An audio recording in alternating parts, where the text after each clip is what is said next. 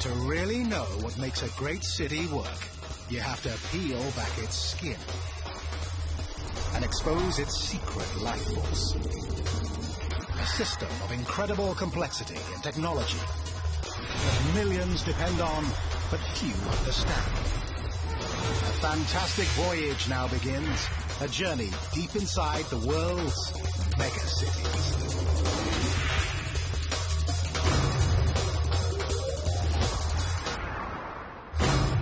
It's the world's biggest city.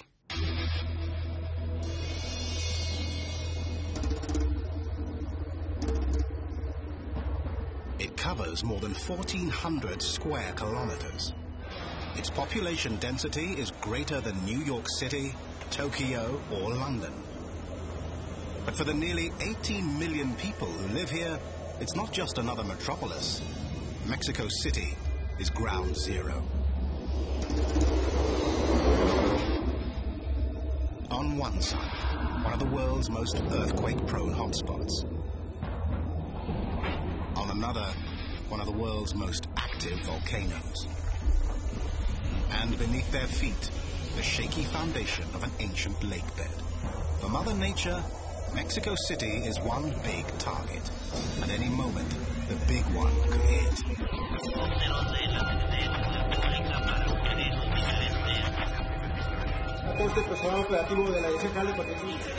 En cuanto a las presas, guarden silencio.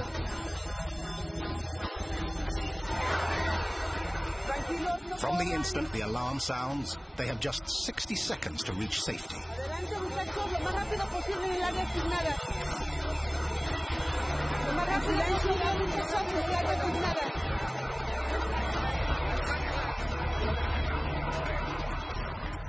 Ahorita son simulacros.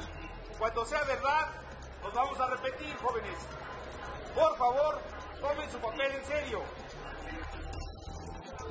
For the children of Mexico City, this drill may seem like fun and games. But for the adults, it's deadly serious. In 1985, they lived through the real thing.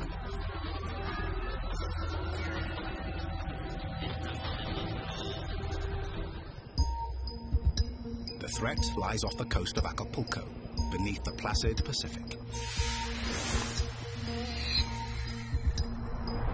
Anywhere along this shoreline, a quake could originate. Here, the Cocos and Rivera tectonic plates are forcing their way beneath the North American plate. The most feared section is the dreaded Guerrero Gap. For nearly a century, the pressure has been building. The Guerrero Gap lies 300 kilometers from Mexico City, but for a people devastated by a quake just 2 decades ago, it's too close for comfort.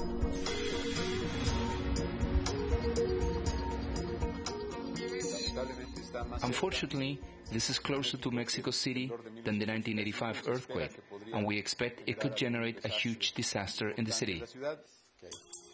Dr. Juan Manuel Espinoza manages Mexico City's Seismic Alert System, or SAS. He spent his life developing technology to detect the next big quake. This is what pushed for the development of the electroseismic system. It's what justifies the development of this system. Today, along the Pacific coast, Mexico City is guarded by the first system of its kind. 12 seismic sensors to detect earthquake tremors. These are the city's high-tech prophets of doom.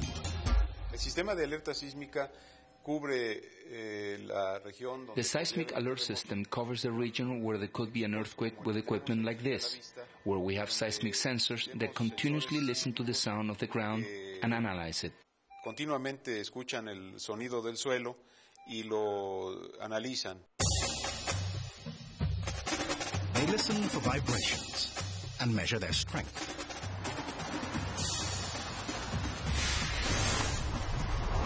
The force of any earthquake is measured on the Richter scale. Most people know it by name. Few understand its diabolical mathematics. Though the scale theoretically has no limit, every quake ever measured has fallen between 0 and 9.5. But a single decimal point can mean a giant increase in destruction. Each additional 0.1 means 100% more force. In Mexico City, a quake above 7.5 can destroy buildings. The 1985 quake that devastated Mexico City, 8.0. Beyond 8.5, ruin.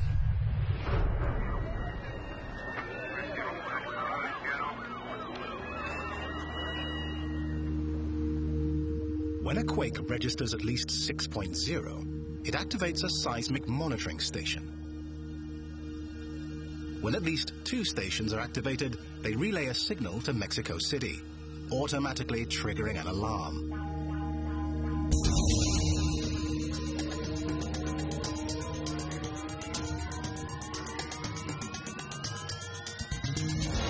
In Mexico City, distance equals time. The city's salvation lies in grade school algebra, and it's already worked. September the 14th, 1995, 8:04 a.m.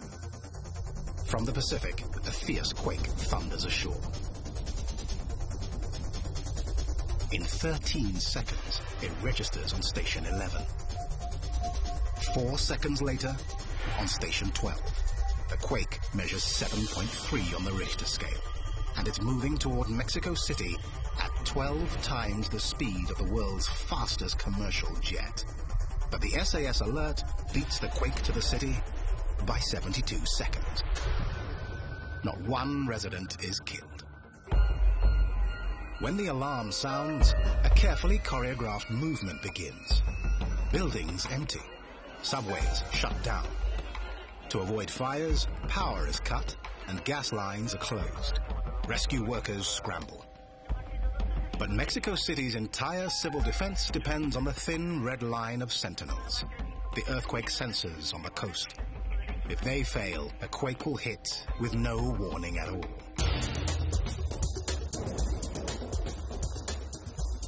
To prevent failures, the sensors are routinely inspected. Today, it's a sensor at the San Pedro station near Acapulco. For Roberto Islas, just getting there is shaky. To come here to the stations, with all the difficulties it entails, to perform maintenance, we're motivated because we know our job is important, not only for us, but for every person who lives in Mexico City. And that if an earthquake occurs, we may save many lives.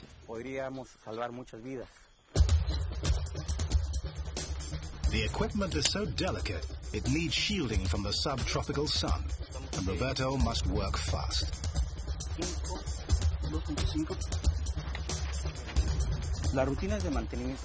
The routine maintenance is done every 2 months, so every 2 months we come to look at each one of the parameters of the sensor equipment and the modifications in the tower.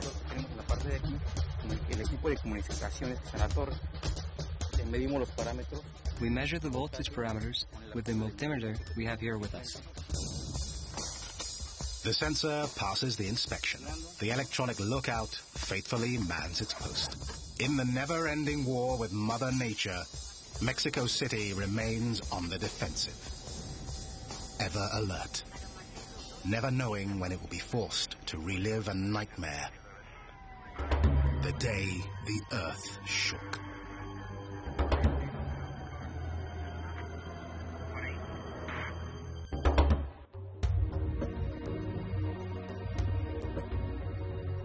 Most great cities are founded on rivers. Mexico City was founded on prophecy. On a swampy island, Aztec legend says, an omen appeared. An eagle perched on a cactus eating a snake. An omen to build. The Aztecs built Tenochtitlan, the city of dreams. Through the centuries, it survived Mother Nature's worst torments. Then, from across the sea, came a man-made disaster. Spanish conquistadors destroyed the city of dreams and built a new city in its place. Centuries later, disaster still arrives from the sea, the epicenter of Mexico City's biggest quakes. Está temblando un poquitito. No se asusten, vamos a quedarnos. Les doy la hora. September the 19th, 1985. Just after 7 a.m. The city awakes to shattering news. Sigue temblando un poquitito, pero pues vamos a tomarlo con una gran tranquilidad. Vamos a esperar un segundo para poder hablar.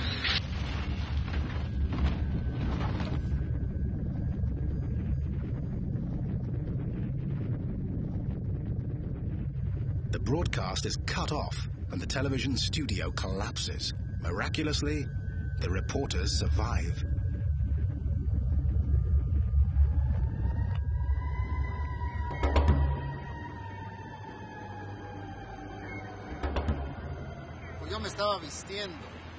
I was getting dressed, but my first worry, because all the TV stations were off the air, was to see what had happened at my workplace. Jacobo Zabludovsky is Mexico's most revered journalist. But on the blackest day in the city's history, he was also an eyewitness. This is Televicentro, Televisa. The only building left standing was that one, 6 floors. All this area had theaters, TV studios, archives. It was all destroyed. Había archivos. Se destruyó.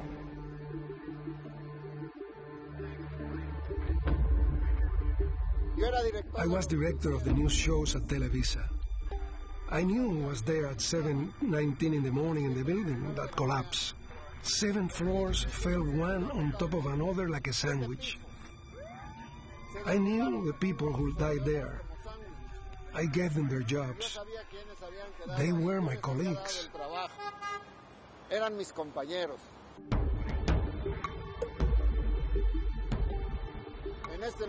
In this place, more than 100 people died. We'll never know the exact number. Amid his grief, the journalist went back to work. Y ahora, señoras y señores, From his car phone, Zabludovsky reported the quake's toll. Donde he pasado a lo largo de mi vida más horas que en mi propia casa y está totalmente destruida. Solo espero que mis compañeros de trabajo, mis amigos, mis hermanos de labor estén todos bien.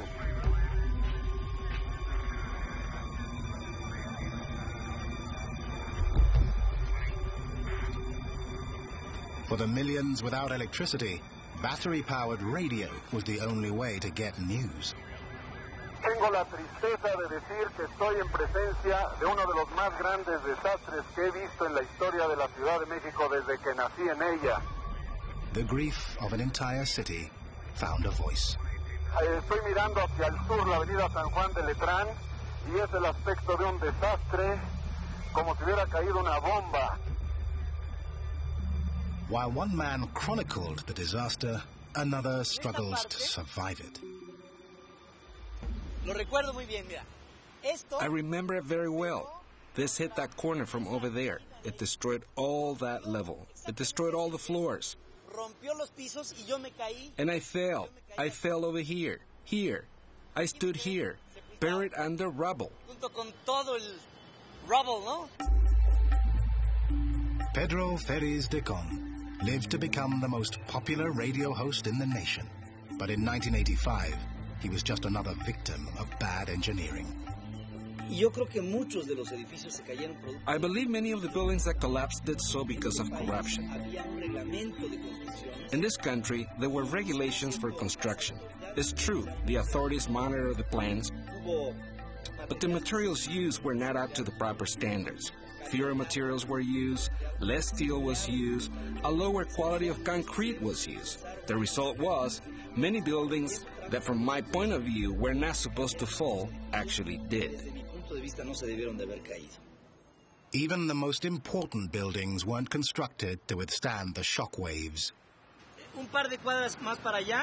A few blocks over there, there's the National Hospital of Mexico. It fell. Hospitals, churches, stadiums, and public spaces should be built differently. They can't collapse. Well, it fell completely. There were kids, babies, who were under the debris for 15 days, without water, without food. And they took them out alive over there, alive. These are miracles that are walking in the streets of Mexico City today. As a matter of fact, I was a miracle too. I thought I was going to die. Decon survived a seismic truth. Earthquakes don't kill people. Buildings do. In all, 412 buildings were leveled. Thousands more were damaged beyond repair. No one knows exactly how many people perished inside. Some say 10,000. Estimates go as high as 30,000. What made the damage so great is the very ground the city is built on. One thing is certain, the underground of Mexico City varies substantially. Dr. Sri Krishna Singh is head of the Seismological Institute at the University of Mexico. In this general area, where we are right now on the university campus, there's no danger of quakes, because this is volcanic subsoil. It's very sturdy subsoil.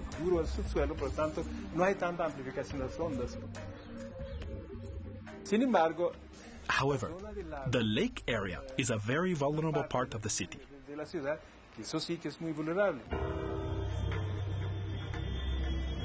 The heart of the city is built on landfill over an ancient lake bed. What was meant as a stable foundation became a seismic amplifier.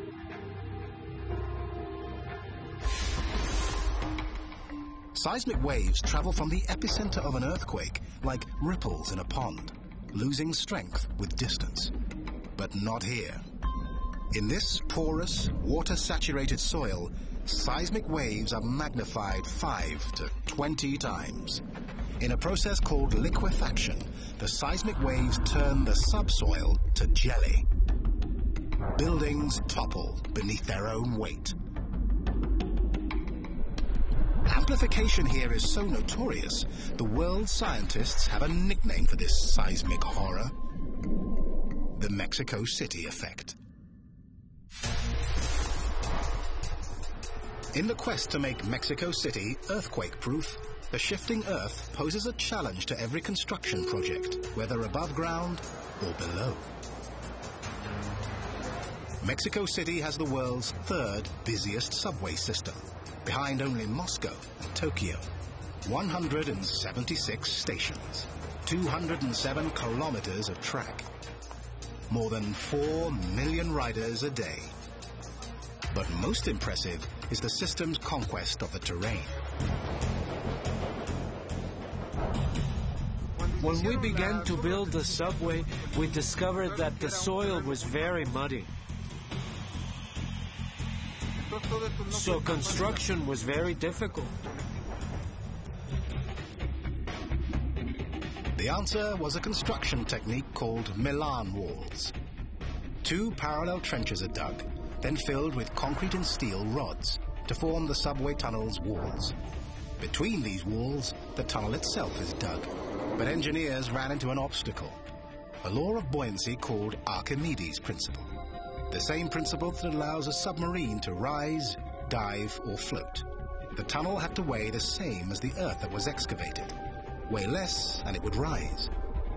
More, and it would sink. Instead, the tunnel had to float in the soil. To ensure equilibrium, engineers precisely calibrated the weight of the walls to match the displaced soil. Over the open stations, they made up the difference by putting up buildings. No one knew if the Milan walls would withstand an earthquake. Then came 1985. The quake leveled the Juarez hospital. The subway station below, not a scratch. The entire system rode out the seismic waves by floating in the subsoil. In fact, the subway was the only way to reach many disaster zones.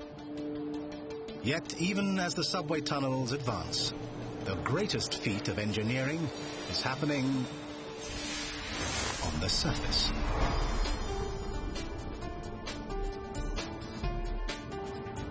While the city sleeps, work continues on one of the biggest projects in its history, the Segundo Piso, or second floor. 12 kilometers long when complete, it's built directly above the Periférico, the traffic-clogged freeway that rings the city. The Segundo Piso is built not only to withstand a quake like 1985, it's built partly because of it. People fled the city for the suburbs, seeking a safer place to build. And the city started expanding, creating many problems, because as more people travel, you have more traffic problems, more pollution.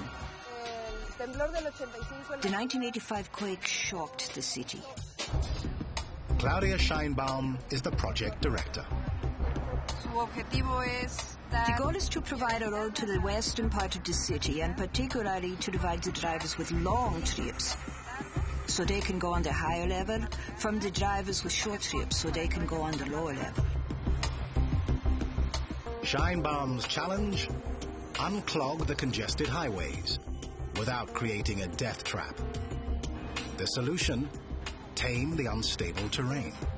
The Segundo Piso will be supported by 179 pillars in a ring around the city. On average, each stands 16 meters and weighs 100 tons. Erecting each one is an engineering challenge in itself.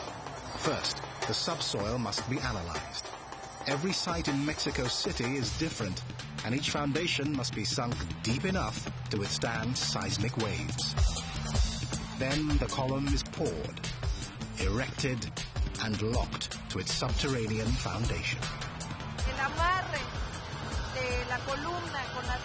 Then the piece that locks the column with the concrete foundation is fixed with an engineering process called tensing.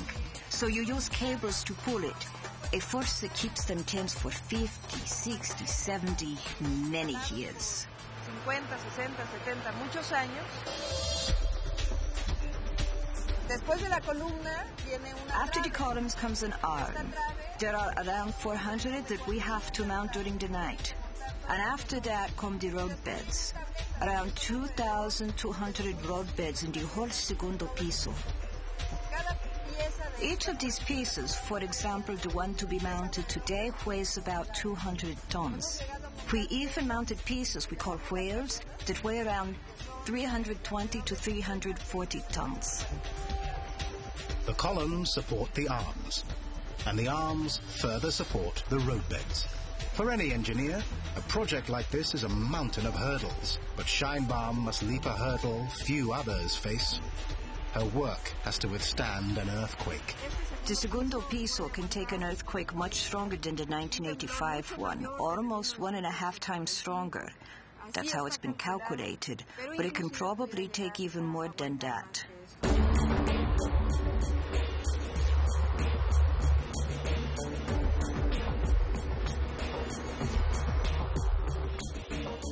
There has to be strict quality control during the entire construction process. That's very important, because you can design very well, but you can build very badly.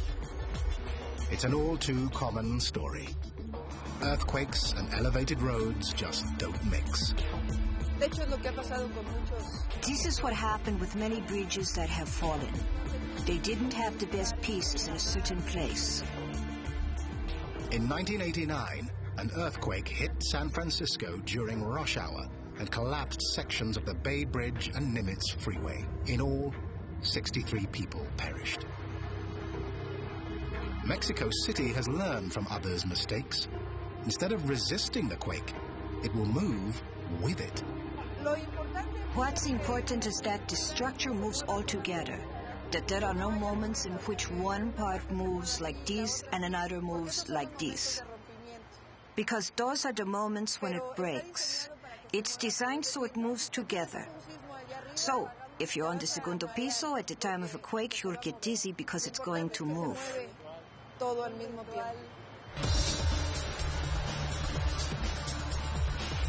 The scope of the entire project is dizzying. On the the segundo piso, progress is measured one giant piece at a time.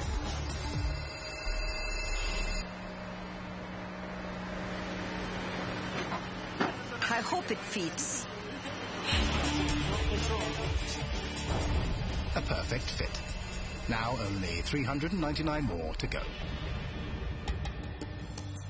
The segundo piso is a sign of a city in recovery. To rebuild after the disaster of 1985, Mexico City had to overcome its jitters and conquer its fear of heights, in spite of the towering risk.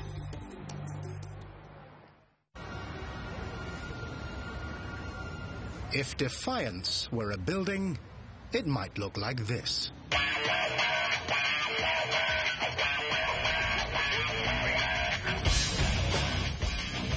This is the Torre Mayor, the biggest tower.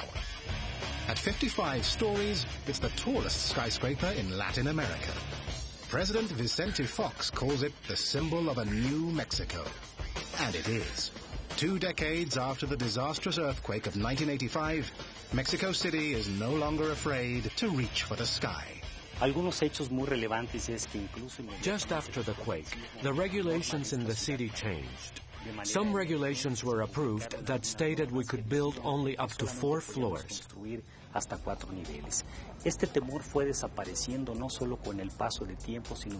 This fear disappeared not only with time, but also with the idea that in a city like this one, we have the best specialists, excellent designers who are able to transform all this fear into a new challenge, to move on from the ruins of a quake like 1985 to build a new Mexico, to build new buildings, and to reach for the sky like any other metropolis in the world. And reach they did. Architect Arturo Espuro knows the Torre Mayor like his own home, all 77,000 square meters. Torre Mayor is without a doubt one of the safest buildings in Latin America.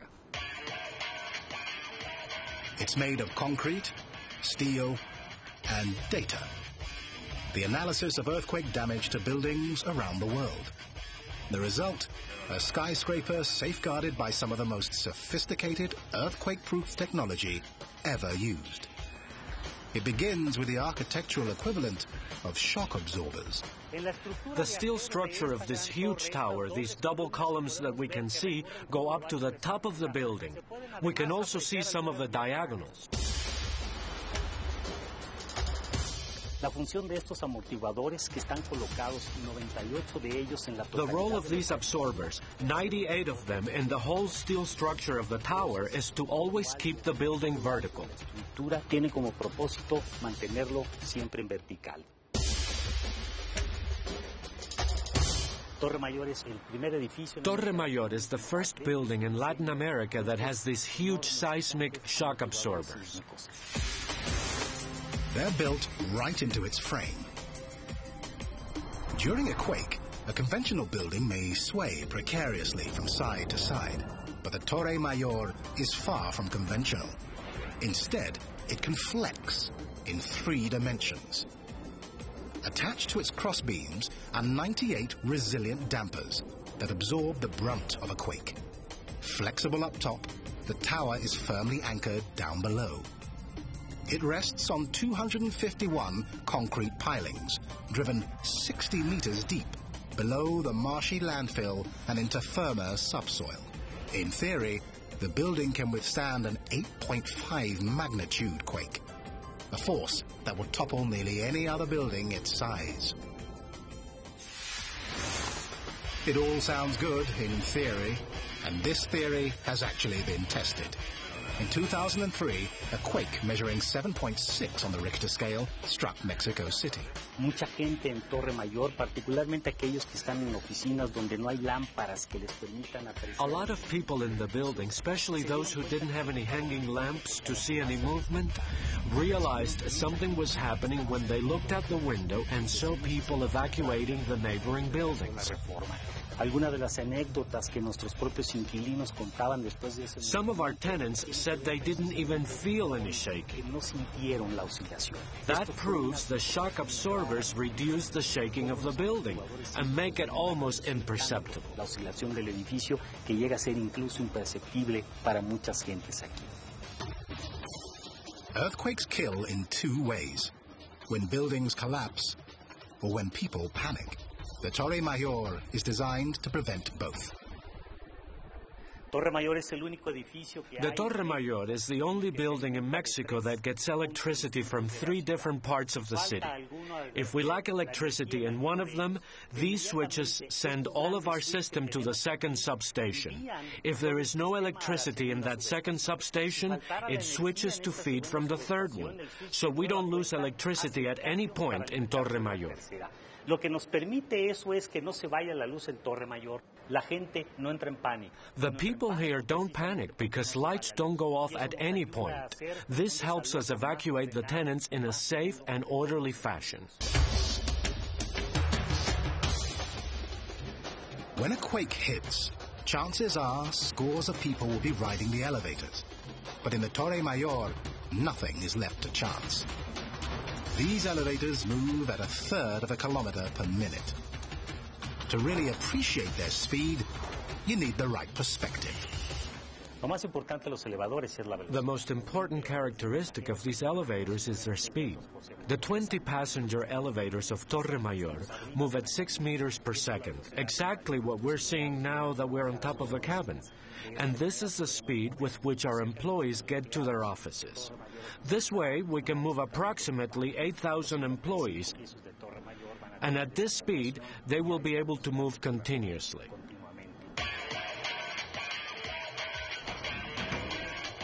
Besides speed, these elevators also have computer-controlled brakes to prevent people being stuck between floors during an earthquake. That's why the elevator system contains in its base, in the elevator pit, a seismic sensor that detects any earth movement and then automatically stops the elevator at the closest floor so the passengers can get off. But imagine the worst. Exits blocked below and people trapped up high. No problem. The Torre Mayor has a built-in escape hatch.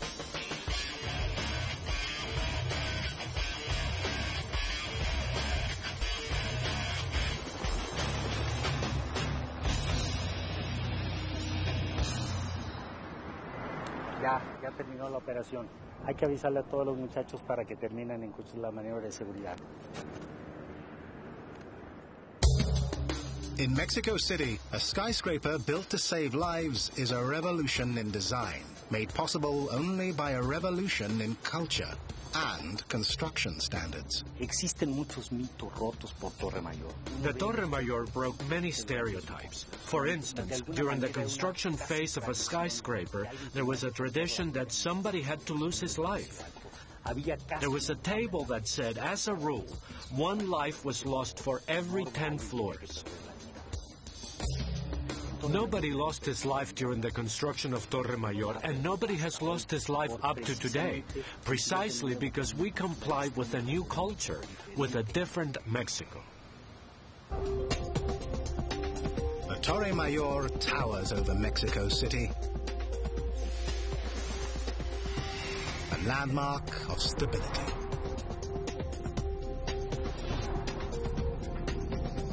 In the distance towers another landmark, a far more ominous reminder of the city's treacherous foundation. And like the specter of rumbling earth, it casts a fearful shadow.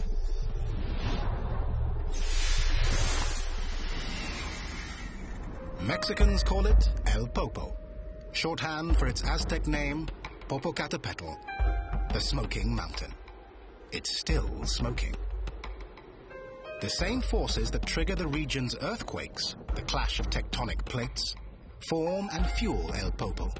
It's one of the most active volcanoes in the world. Downtown Mexico City lies nearly 60 kilometers from El Popo. But even in the heart of the city, A walk in the park takes you into harm's way. This is part of an eruption, and it's a lava flow. People don't consider these volcanoes a threat to the city, and that it could put them in danger. But really, it's quite the opposite. Dr. Carlos Valdez Gonzalez is an expert on earthquakes and volcanology at the Seismological Institute. The reality is that half of Mexico City is sitting on a lava deposit that came from different volcanoes.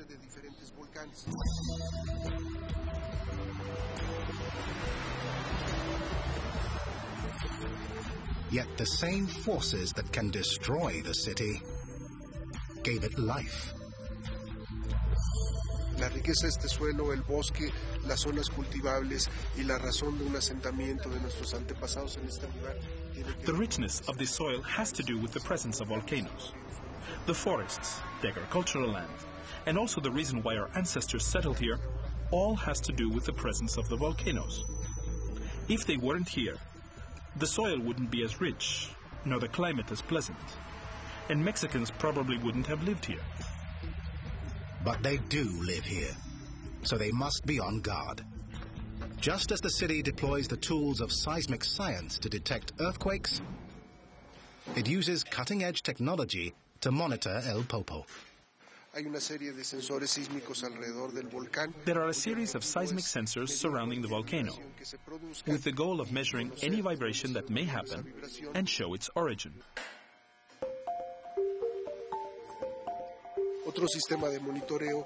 Another monitoring option is to look at any deformation the volcano might have. If material starts coming up, initially the volcano will expand very minimally. So we have instruments, one of which is essential. It's a laser beam that goes up to a reflector inside the volcano, then comes back.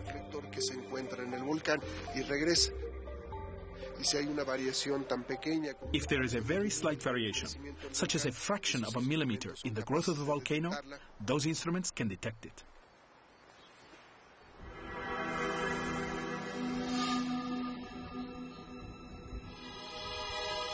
Sensors and lasers aren't the only weapons in his arsenal.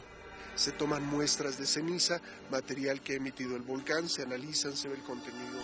We analyze ashes or material that the volcano emits. These indicate future activity. Hay una serie de cámaras que vigilan al volcán las 24 horas. Hay la posibilidad de que en la noche la cámara es sensible a la luz y podemos... We have a series of cameras that control the volcano 24 hours. These are cameras sensitive to light that work during the night, so we can detect if it's emitting ashes or vapors. And all these monitoring systems together transmit to Mexico City.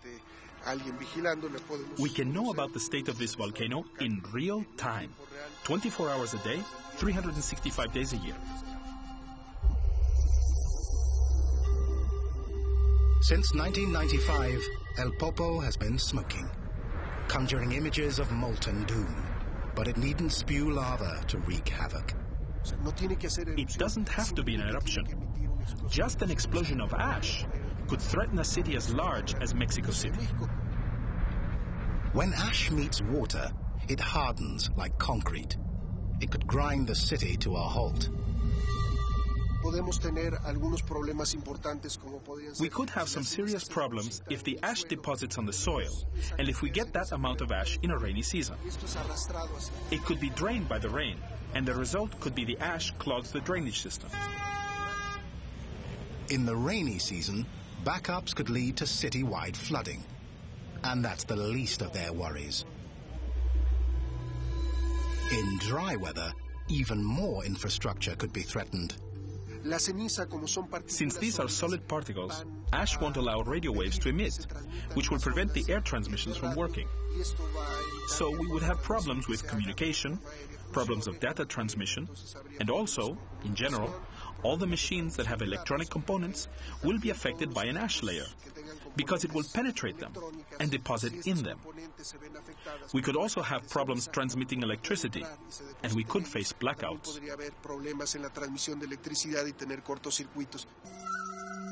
The threat is real.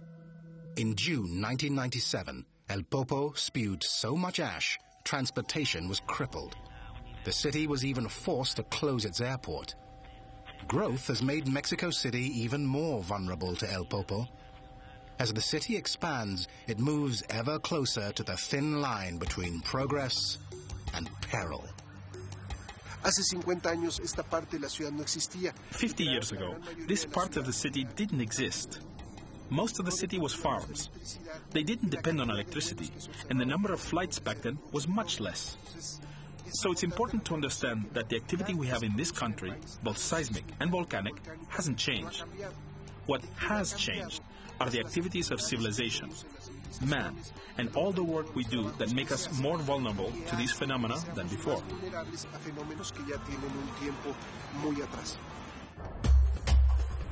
This megacity has chosen to live in a dilemma. Volcanoes on one side, earthquakes on another. Its only defense is early detection. From El Popo to the Guerrero Gap, the city's lookouts keep watch.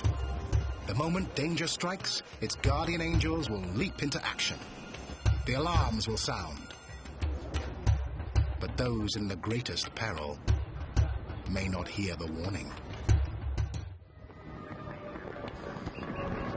When the great earthquake of 1985 struck Mexico City, it toppled hundreds of buildings and left thousands uninhabitable. This is one of them. But someone still lives here. I came here in September of 1944. I was 14 years old. My mother brought me here from my village. My mother worked here and she rented a small room, and today I am still here. Pilar Valderrama came through the 1985 quake in better shape than the building. The quake got us when we were walking down the stairs, but I never ran. When it shakes, I stop because it's much more dangerous if you start running. Unos vecinos de aquí adelante lo mismo vivían en la azotea y al bajar ya en el One of the neighbors who lived on the top floor, the stairs collapsed and he was smashed there. So I stay here, upstairs, and wait for the quake to end.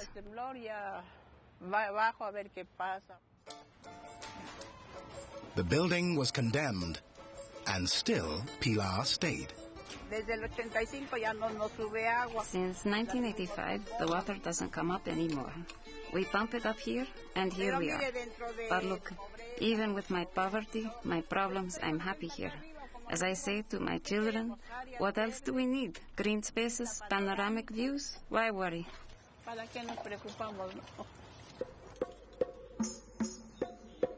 These ruins embody the two gaps in Mexico City's line of defense against earthquakes. Many old buildings are still vulnerable to a big quake, and many residents still get earthquake warnings not by SAS, but by radio. If the radio's not on, they won't get a warning, just the shakes. If I'm here outside, I feel if we have an earthquake because the water moves, the tub moves, but alarms, we don't hear any alarms. I put my faith in the Lord above, in God, who's the only one who moves us, who protects us. Not quite. When the next quake hits, Mexico City will fall back on one last line of defense. These are the Condors, a branch of the Federal District Special Forces.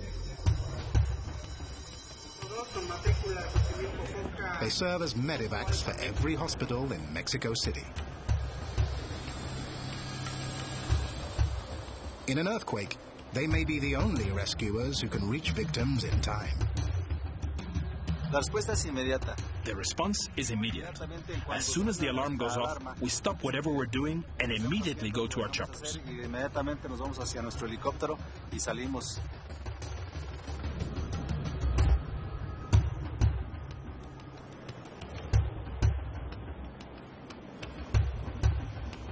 Era un paciente masculino de 60 años, el cual A 60-year-old man suffered a stroke. Basically, he needed to be treated within 10 minutes. Prácticamente tenía que ser atendido no más de 10 minutos la persona lesionada.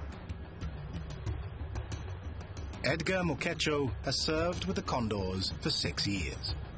For him, every flight is a dress rehearsal for the day a quake hits.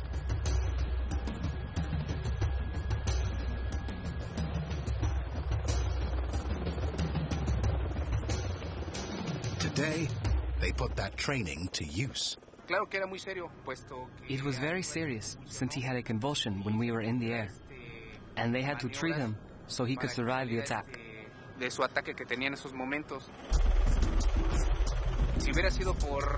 A land ambulance would have taken 40 minutes. And the good thing about this is that we were able to save one more life. The patient got there alive and is in good hands.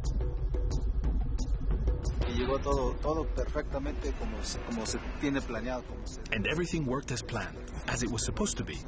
That was our mission. We're satisfied for today. Tomorrow, there could be more. And other days, there could be a different scenario or emergency. Today, they saved one life. Tomorrow, perhaps thousands.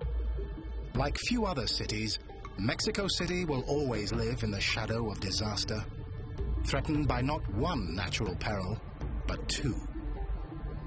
The dreaded Guerrero Gap, the seismic time bomb, is still ticking. El Popo, the fiery mountain, is still smoking. The big one may still be coming.